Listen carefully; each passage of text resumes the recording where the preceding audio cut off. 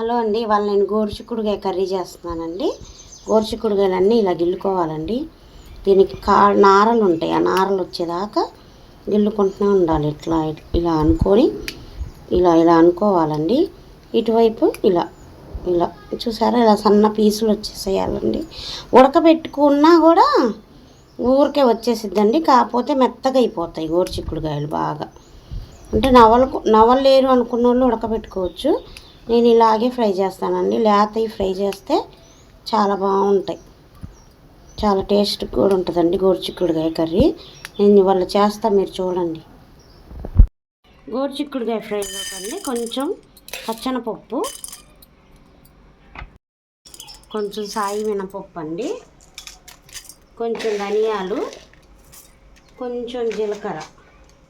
ఇప్పుడు ఇవన్నీ బాగా ఫ్రై చేసుకోవాలి కదండి. ఇప్పుడు ఇవి ఒక దాంట్లో తీసుకున్నాం, ప్లేట్ ఫ్రై అయినాయి కదా. ఇప్పుడు ఇవి తీసేసుకున్నాం. ఇప్పుడు కళాయి పెట్టుకుందామండి గోరుచిక్కుడుకాయకి. దీంట్లో ఉల్లిపాయలు వేసుకోవాలండి. ఉల్లిపాయలు వేయకుండా కర్రీ చేస్తాను. నూనె పోసుకుందాం గోరుచిక్కుడుకాయలు. గోరుచిక్కుడుకాయలు వేసుకుంటున్నానండి. నూనె వేయడానికి కదా, నూనె పోసే క్లిప్పు కొంచెం మిస్ అయినట్టుందండి.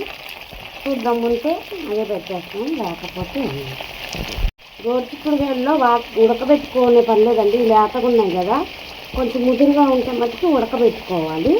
నేను ఇప్పుడు దీంట్లోకి వాటర్తో వేసుకుంటాం కదా, కడిగేసాక కొంచెం ఆ వాటర్ ఉంటాయి, అందుకని నేను నీళ్లు పోసుకుంటే అదొక టేస్ట్ వస్తుంది. ఇప్పుడు ఫస్ట్ ఉప్పు వేసేసి మూత పెట్టేసి సిమ్లో పెట్టి ఒక 5 నిమిషాలు వదిలేసామంటే మగ్గిపోతాయండి. ఉప్పు పసుపు వేసుకున్నామండి. మూత పెట్టేసి ఒక 10 నిమిషాల పాటు వదిలేయాలి. బాగా కలుపుకోవాలి. ఇది కలుపుకున్నాక ఉప్పు పసుపు మొత్తం గోరుచిక్కుడుకాయలు పట్టేదాకా కలుపుకోవాలండి. కలిపేసి సిమ్లో పెట్టి వదిలేసామంటే ఆవిరికి ఉడికిపోయిద్దండి, మగ్గిపోతూ ఉంటుంది ఆవిరికి. గోరుచిక్కుడుకాయలు చూసారండి ఎలా మగ్గిపోయినాయో, చూసారా వాటర్ కూడా ఎలా వచ్చినాయో. గోరుచిక్కుడుకాయలు లేతగా ఉన్నాయి కదండి, ఇలాగే వాటర్ వస్తాయి. ఇలాగే మూత పెట్టేసుకొని దగ్గర పావు గంట సేపు మూత పెట్టేసుకునే వండుకోవాలండి సిమ్లో పెట్టి. అప్పుడే గోరుచిక్కుడుకాయలు మెత్తగా ఉడికిపోతాయి. ఉడకబెట్టుకోకపోయినా మెత్తగా ఉడుకుతాయి. ఇప్పటికే కొంచెం మెత్తగా అయిపోయిందండి.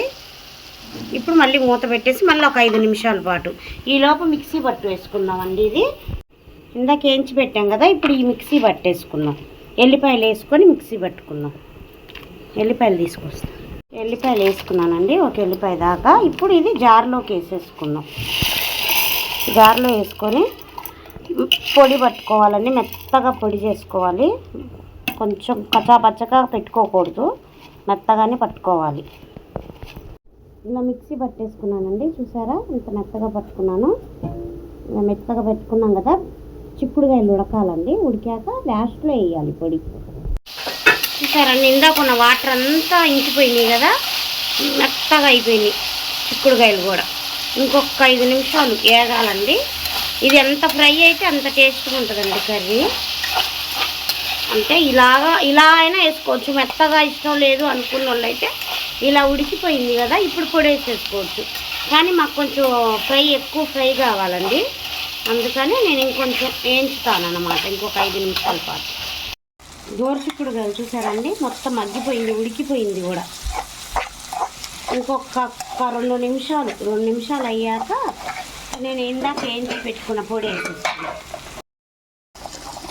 ఇప్పుడు మిక్సీ పట్టుకున్న పొడి అంతా వేసుకుందాం. మెత్తగా ఉడికిపోయినాయండి, పొడి పట్టేసా కదా. ఇప్పుడు ఈ పొడి అంతా వేసుకుందాం. నేను కొంచెం ఎక్కువ వేసుకుంటున్నానండి. కలుపుకొని తింటే చాలా టేస్ట్ వస్తుంది. సిమ్లో పెట్టుకోవాలి ఈ పొడి వేసుకున్న కానీ, ఏదో పొడి మాడిపోయితా ఉంటుంది. మిక్సీ పట్టిన పొడిలో ఉప్పు వేసుకోలేదండి, ఎందుకంటే గోరుచిక్కుడుకాయలు వేసాం కదా, అందుకని వేసుకోవాలి. కారం కూడా వేసుకునే పని ఉండదు. ఎండుమిర్చి వేసుకున్నాం కదా కూరకు సరిపడా. కావాలనుకుంటే కారం సరిపోదు అనుకుంటే కొంచెం వేసుకోవచ్చు, నేనైతే వేయట్లేదు.